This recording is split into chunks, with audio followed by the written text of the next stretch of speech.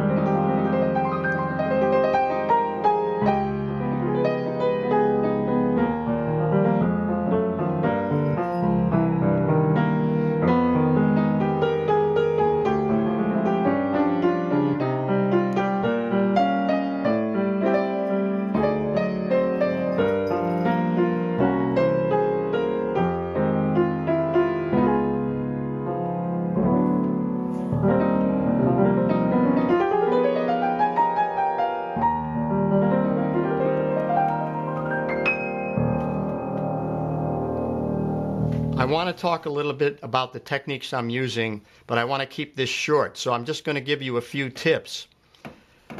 First of all, I'm starting with the locked hands technique, which you can look up in a previous video I did, but it's doubling the melody in the left hand. That sounds really nice like that. Then here's your first chord. So I'm filling out the chords using arpeggios in the left hand or broken tenths so that I have a full sound, and this supports the harmony that's going on up here, because usually these are upper extensions, like, you know, 13ths, 11ths, sharp 11ths, ninths, whatever.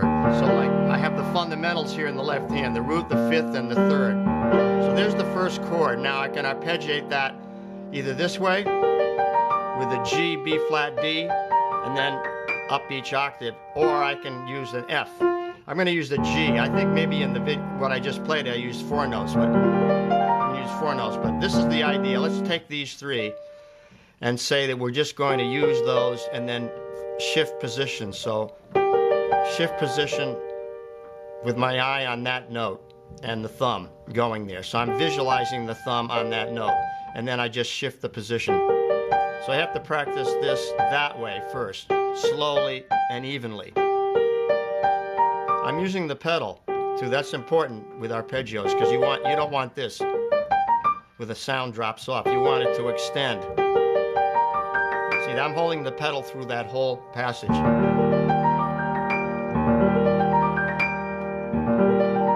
Now if you're descending, it's a little trickier. For me anyway it is. I have to get the 4th finger. Notice that's root. This note is thumb, index, and 4th finger. I'm not using 3rd finger, I'm using 4th. That's what I prefer. 5th is not a good idea because it's too much of a jump, but the 4th works pretty well. And it feels comfortable like that. It's pretty natural feeling. So bound, ascending, and then descending. Okay? So 4th finger, it's the reverse. Okay, so that's the first chord. I'm using 3 octaves. Then, see, it changes now. That becomes the dominant 7th there. Flat 7, 9, sharp 11 of an A flat dominant 7th chord. Then, now now that's E flat minor 9. Now here I can do this with the black notes. I really can't do 4 because it's not really that comfortable. But I can take this note, and here's a little tip, is you can take that note and put it down the bottom of the chord, and now it's very simple to play a 4-note arpeggio like this. And it sounds really nice that way because of this close harmony here. The minor seconds sound good in an arpeggio like that. The same thing in the left hand. I'm filling it out either with an octave or with a tenth. Then the next chord is an A flat altered. So now in this one, here's a perfect example of an easy arpeggio to play on the upper extensions. You have root 7th, right? So now I'm playing flat 9 here, the 3rd, and then what would be thought of as the 13th here. So you see, so that's a good tip, is to realize that you want to play upper extensions as arpeggios. And in this song, it works perfectly because you have all these pauses. Now, if you were playing this in tempo, you'd have to really count. You know, it'd have to be.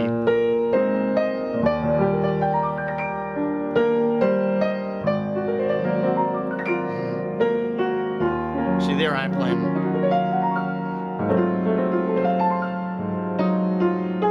There I'm playing in tempo. I was playing more rubato style, which is a lot easier when you're playing arpeggios because you want them to sound complete, and you don't want an interruption where you have to adjust to the time. Okay, so that's another whole subject, is to try to play an arpeggio in tempo.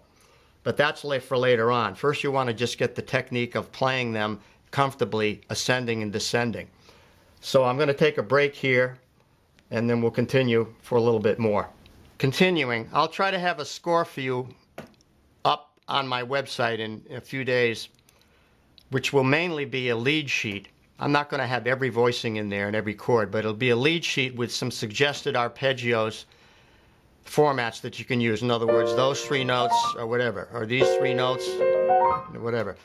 Now, continuing. So now this one's kind of easy because this is an F minor, and I'm playing the upper extension of the 5th, the flatted 7th, and the 9th, and it's right in a position of the hand that's very comfortable to play ascending or descending.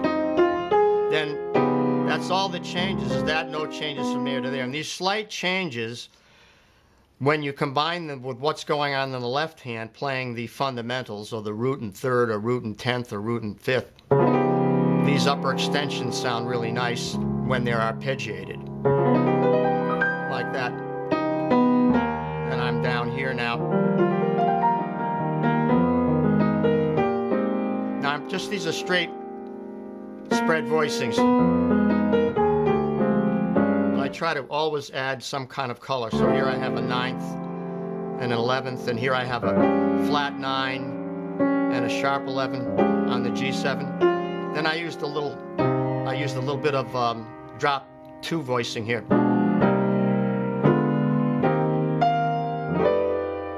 And now that's pretty rich chord because I have the 10th here, flatted 7th, 9th, sharp 11, and then a 13th up here. Now I use an ascending line. That takes us to the midpoint of the song. Then I started to play, from there I played descending arpeggios, which are like this. Remember, I said those are a little more difficult, but you want to try to practice both kinds. Okay, I'm going to do a wrap-up now and just review. Wrapping up, I just want to say I used a variety of techniques. First of all, this is the locked hands technique here, which I have on a previous video. So you want to look at my previous video for these techniques. And then I talked about broken chords in the left hand, or arpeggiated chords, which I've covered in past videos. And I also talked about the drop 2 here. So those techniques are covered in previous videos, and also I have a previous video on arpeggios. But this one I went to a little bit more detail in regarding how the upper extensions sound really good with the fundamentals here in the left hand. So the fundamental chord, A flat 7, have the root 7th and 3rd here.